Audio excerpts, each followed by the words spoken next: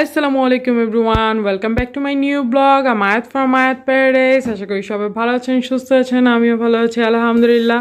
আজকে আপনাদের সাথে সুন্দর একটা ব্লগ শেয়ার করতে যাচ্ছি, আশা করি আপনাদের সবার পছন্দ হবে।